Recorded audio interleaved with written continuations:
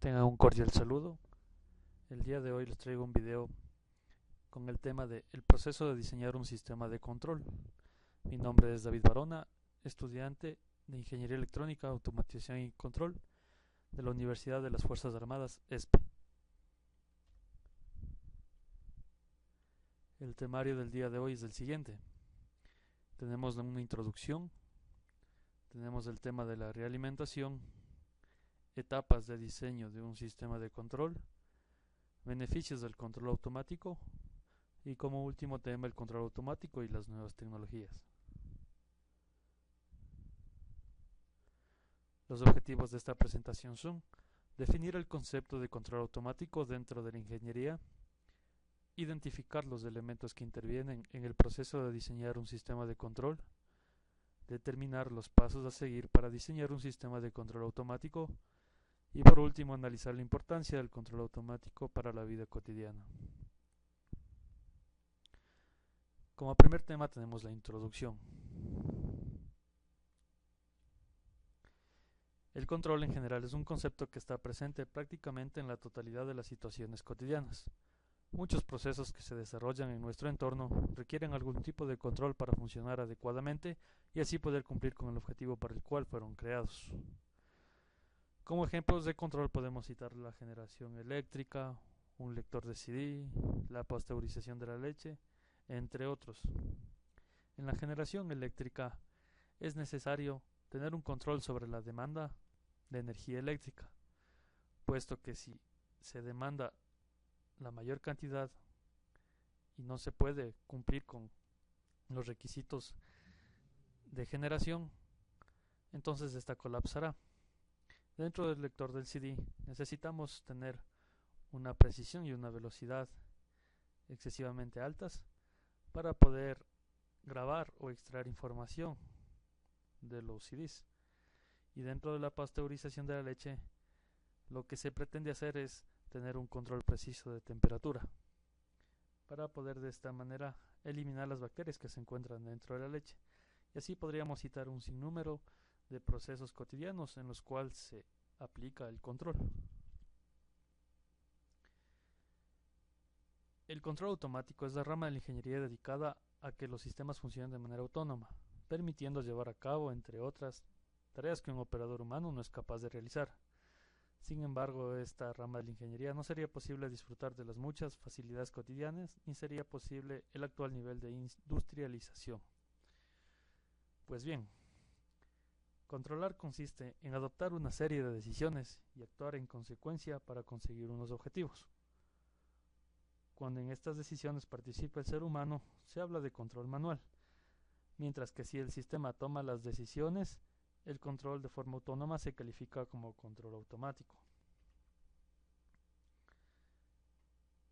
El control automático se dedica al diseño de algoritmos que decidan por sí solos qué acciones debe realizar para conseguir unos objetivos, mientras que la electrónica hace las veces de soporte físico del algoritmo. Para desarrollar un sistema de control automático se recurre a un algoritmo que suele implementarse en un sistema digital, como podría ser un microcontrolador, un microprocesador, etc.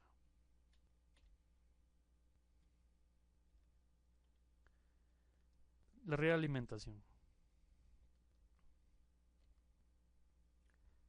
Un concepto clave en el control, ya sea manual o automático, es la realimentación. ¿En qué consiste la realimentación? Bueno, consiste en el uso de la medida de la variable a controlar para la toma de decisiones. En el caso del control de la velocidad de un auto, el conocimiento de la velocidad instantánea del vehículo se utiliza para decidir si éste debe pisar más del acelerador o disminuir. Podemos citar un ejemplo también de que en 1934 H. Black aplicó la realimentación al amplificador electrónico, con lo que consiguió unas extraordinarias características de linealidad necesarias para poder conectar varios amplificadores en serie en las conexiones de telefonía, sin que se produjeran las distorsiones. Normalmente, en la toma de decisiones de las actuaciones a aplicar, se basan en un modelo de sistema. la cual plasma el conocimiento del comportamiento del mismo entre distintas actuaciones. Sin embargo, por muy bueno que pueda llegar a ser un modelo, siempre existirán diferencias entre el comportamiento del sistema real y el predicho por el modelo. Es decir, lo que vamos a conseguir es un modelo aproximado al modelo real del sistema. Otro factor que se hace imprescindible es el uso de la realimentación para conseguir objetivos de precisión de control. Son las variaciones de variables externas que puedan afectar a dichos objetivos. Como variables externas podríamos tener perturbaciones que inciden dentro de la planta, lo cual desviaría nuestra señal de referencia.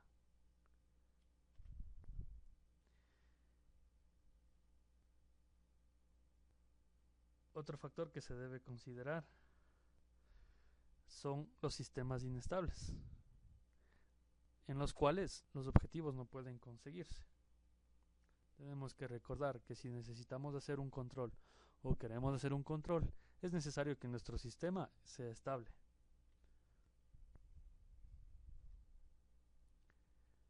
A continuación tenemos las etapas de diseño de un sistema de control.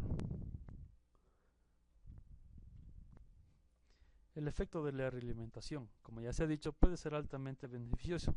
Sin embargo, no todo controlador realimentado tiene por qué ser satisfactorio. Se necesitan los conocimientos adecuados y un diseño cuidadoso para llevar a un buen puerto un proyecto de control. Este es el motivo que justifica la existencia de la ingeniería de control como disciplina. El proceso de diseñar un sistema de control exige una serie de demandas.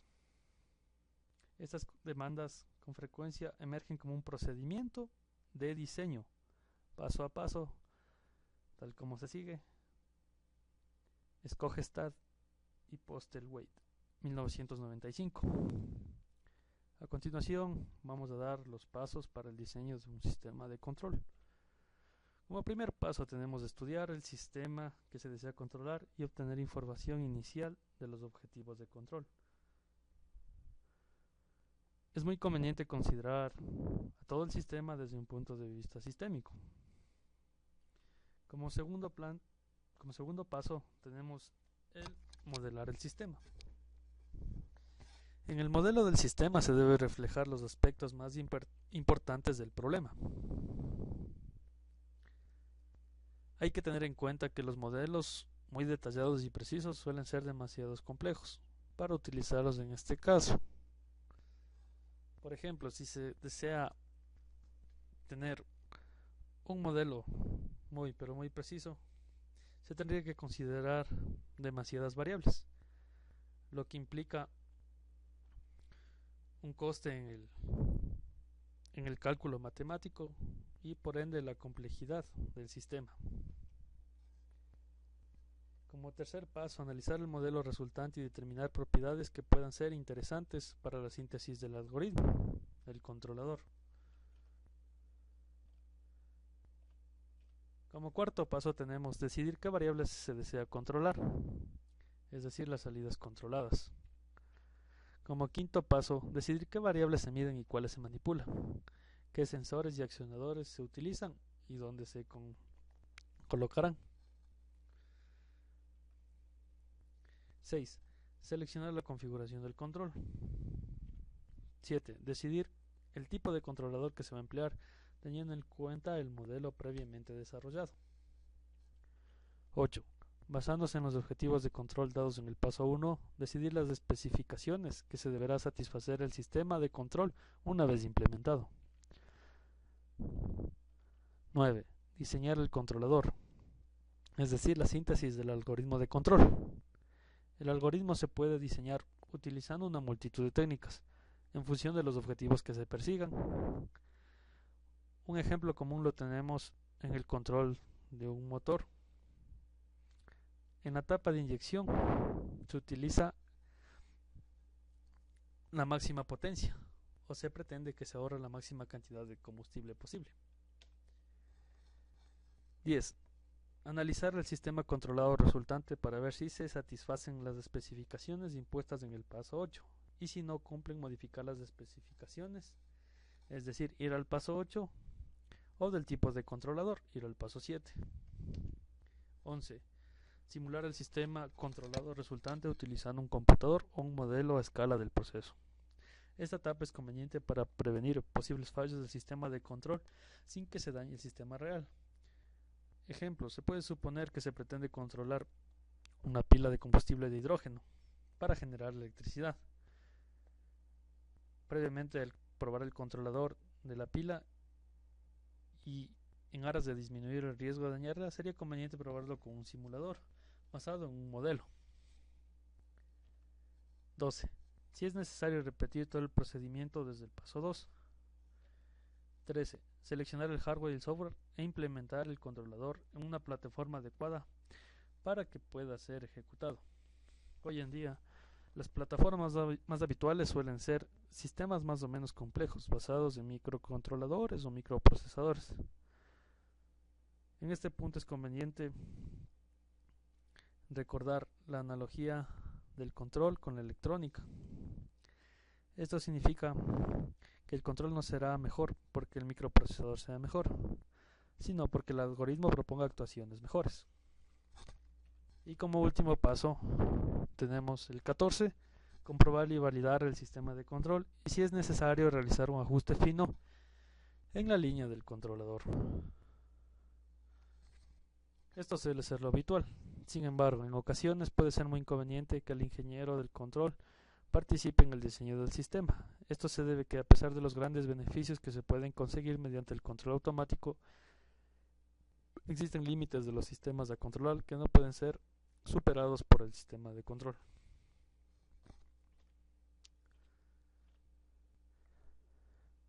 Beneficios del control automático.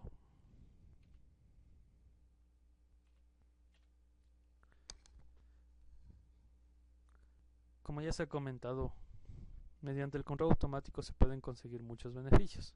Así, una estrategia de control convenientemente desarrollada frente a otra puede hacer que se consigan alcanzar los mismos objetivos con un considerable ahorro de energía. Es decir, se refiere a la optimización. Como ejemplo, tenemos altas prestaciones en los sistemas de generación de energía y especialmente en el tipo de energías renovables, como puede ser la generación solar, la eólica, la geotérmica, etc.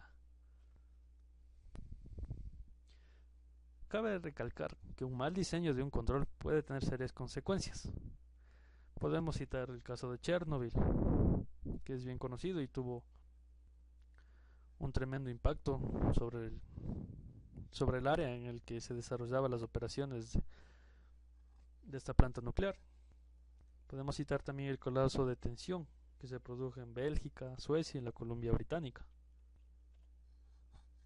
Es conveniente destacar la importancia del control automático presente prácticamente en la totalidad de las situaciones cotidianas y que pasan inapercibidas.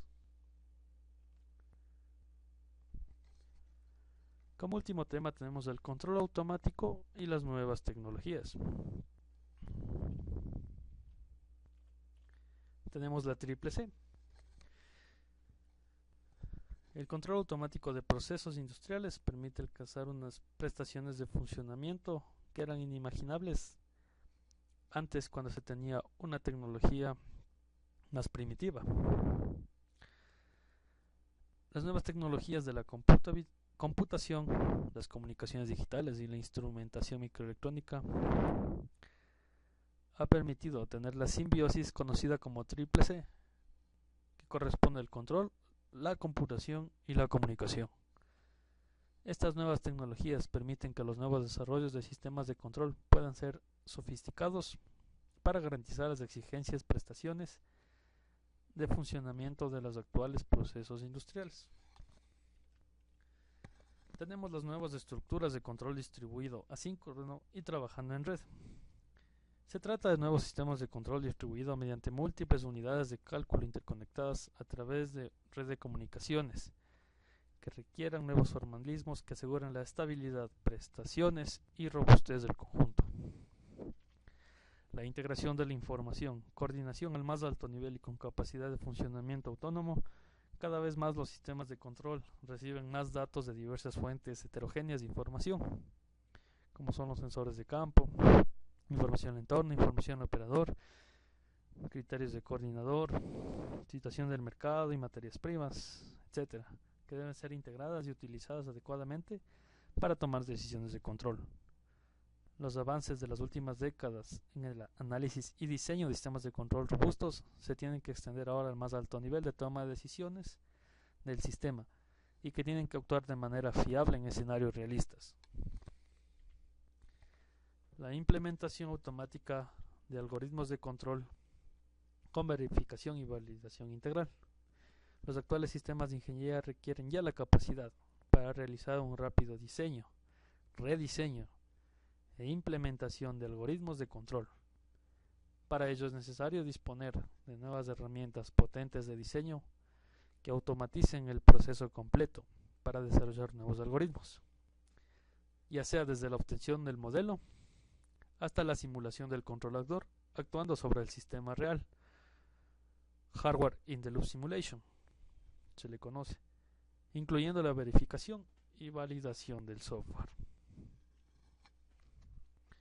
Con esto finalizamos nuestros temas y tenemos unas conclusiones. Como primera conclusión, se puede decir que el control automático es la rama de la ingeniería dedicada a que los sistemas funcionen de manera autónoma. Como segunda conclusión, la realimentación es un factor clave dentro del proceso de diseño de un controlador, así como el modelado del sistema, variables externas, que pueden ser perturbaciones, y la estabilidad de la planta. Se establece 14 pasos para el diseño de un sistema de control, que es esencialmente un proceso iterativo. Y como última conclusión, se puede encontrar el control automático presente en prácticamente la totalidad de las situaciones cotidianas, necesario para el funcionamiento apropiado de multitud de dispositivos, de donde radica su importancia. Muchas gracias por su atención. Hasta una próxima oportunidad.